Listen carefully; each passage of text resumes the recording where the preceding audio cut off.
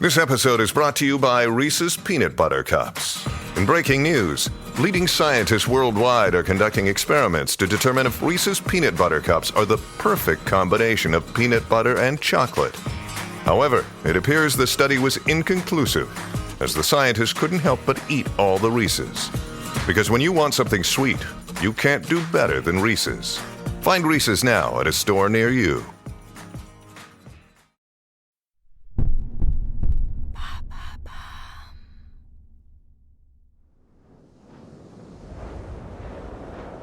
Hiver 1902.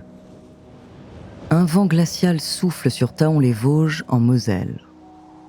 Le clocher de l'église se couvre de givre, tandis que les rues du petit village se vident à vue d'œil. La nuit tombe, et le ciel déjà maussade s'assombrit un peu plus. Mais sur la place de l'hôtel de ville, à travers la fenêtre d'un café, la lumière tamisée de quelques lanternes attire le regard. La façade du troquet ne paie pas de mine, les murs sont décrépits, la peinture des volets écaillée, mais à l'intérieur, l'ambiance est chaleureuse. Une vingtaine de clients installés sur des bancs de bois profitent d'un moment de réconfort. Certains trinquent bruyamment et vident cul-sec leur chope en riant aux éclats. D'autres, plus discrets, se régalent d'une assiette de haricots verts ou de pâté en croûte. Ici, on laisse sa mauvaise humeur dehors et surtout, on respecte la tenancière, car elle est connue dans toute la bourgade, la patronne du café. Une maîtresse femme, comme on l'appelle. Du genre autoritaire et dont on n'a pas intérêt à se moquer si on ne veut pas se faire sortir du bar et jeter dans le caniveau comme un vulgaire torchon. Seulement ce soir-là, deux ivrognes accoudés au comptoir prennent quelques libertés avec les règles de l'établissement. Enfiévrés par l'alcool, ils commencent à se disputer, à se pousser, et dans un geste maladroit, l'un des deux renverse sa bière. Le silence se fait soudain dans la salle, et la porte de la cuisine s'ouvre violemment. Une silhouette imposante se dessine alors dans la pénombre du café et s'avance d'un pas lourd vers le comptoir. C'est elle, la patronne. Elle n'est pas grande, mais son buste trapu, ses gros bras et ses larges épaules suffisent à dissuader les deux hommes de tenter quoi que ce soit. D'une main de fer, elle arrache violemment son tablier, découvrant une élégante jupe à fleurs et un chemisier de soie blanc.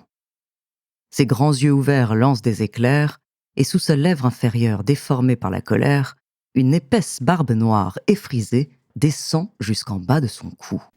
Aussitôt, les deux soulards sautent de leur tabouret, se ruent hors du café et disparaissent dans la nuit. Le visage de la femme s'illumine alors et un grand sourire se dessine sur ses joues rebondies. « Quoi ? Vous avez jamais vu une femme à barbe ?» Tous les autres clients se mettent à rire et la soirée continue dans l'hilarité et la bonne humeur générale. Bonjour, je suis Andrea Brusque, bienvenue dans Les Fabuleux Destins. Aujourd'hui, je vais vous parler d'une patronne de café à l'apparence très particulière. Elle avait une barbe, mais au lieu de cacher honteusement cette parure habituellement masculine, cette femme a su en faire sa force et son originalité au point d'être admirée dans la France entière et au-delà. Son nom, Clémentine Delay. D'une jeunesse rurale à une notoriété nationale, découvrez son extravagant destin.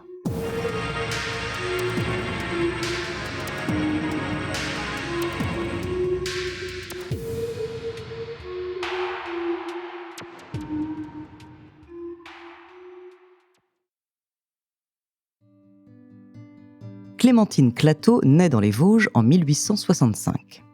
Ses parents sont agriculteurs et sa jeunesse, rude et laborieuse, est marquée par les travaux des champs. Mais à partir de la puberté, sa pilosité faciale se développe autant que les garçons de son village. Vers 18 ans, un duvet bien fourni pousse entre son nez et sa bouche. Bien sûr, elle le rase presque quotidiennement. Qui voudrait marier une jeune femme arborant ne serait-ce qu'un début de moustache ? Mais malgré ses efforts, les poils continuent de pousser de plus en plus noirs et de plus en plus drus. Il lui devient vite impossible de cacher cette particularité physique étrange et pour beaucoup repoussante. Mais à l'âge de 20 ans, Clémentine fait la rencontre de Joseph Delay, un boulanger de Thaon-les-Vosges, un village voisin.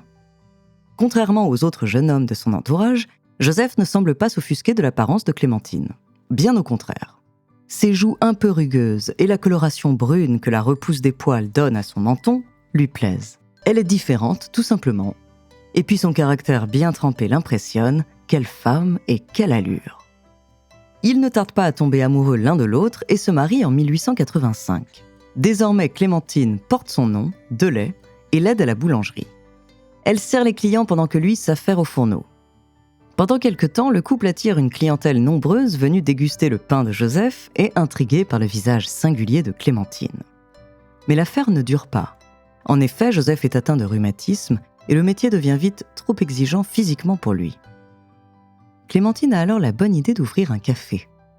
Elle derrière le bar et lui en charge de la caisse. Ils continuent de travailler ensemble pendant plusieurs années. Il est méticuleux et sait tenir les comptes d'un commerce, elle est charismatique et charpentée et s'occupe des clients turbulents.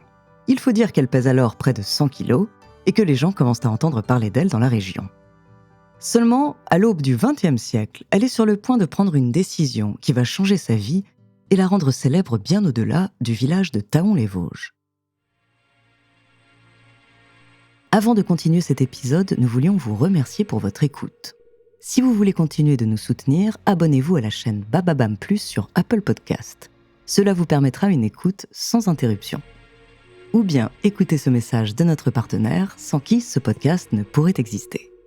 Ne partez pas, on se retrouve tout de suite après.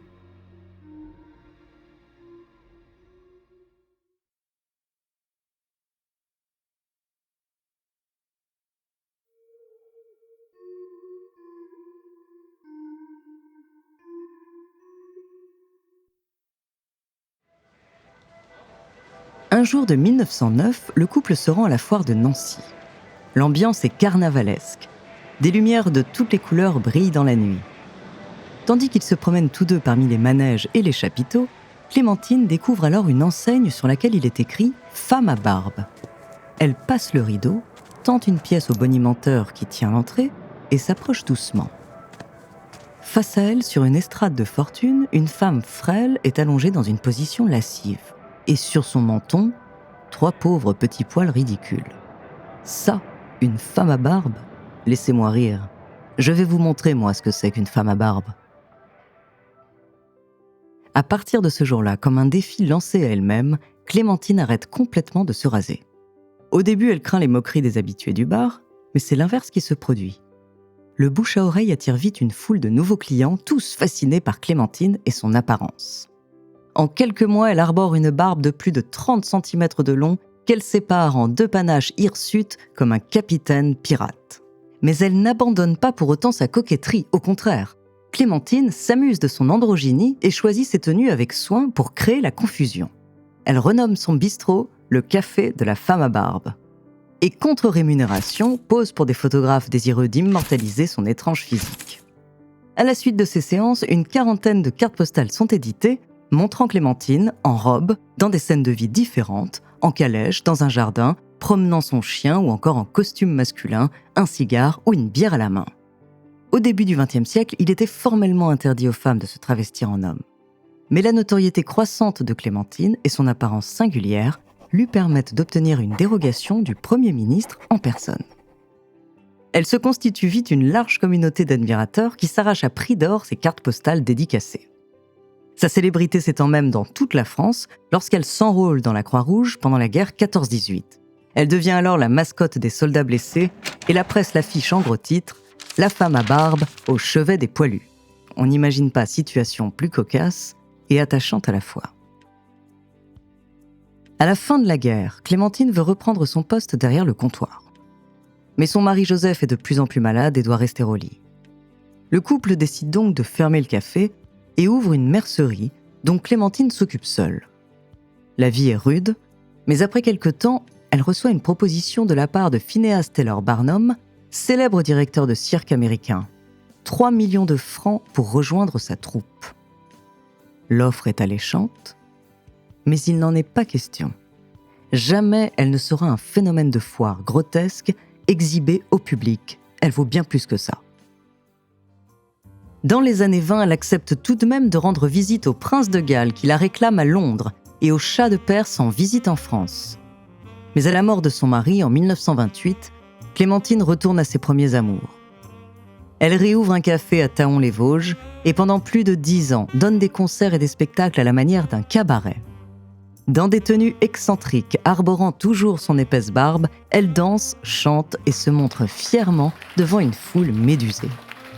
Clémentine Delay meurt en 1939 à l'âge de 74 ans.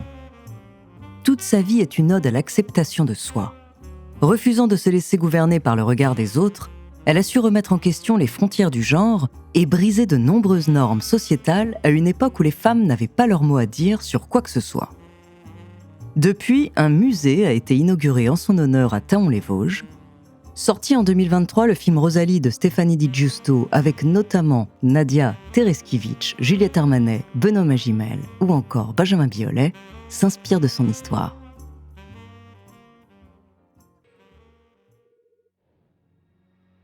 Merci d'avoir écouté cet épisode des Fabuleux Destins écrit par Élie Oliven, réalisé par Antoine Berry-Roger. Dans le prochain épisode, je vous parlerai de l'un des pires hommes d'affaires et criminels sexuels américains. En attendant, si cet épisode vous a plu, n'hésitez pas à laisser des commentaires et des étoiles sur vos applis de podcast préférés.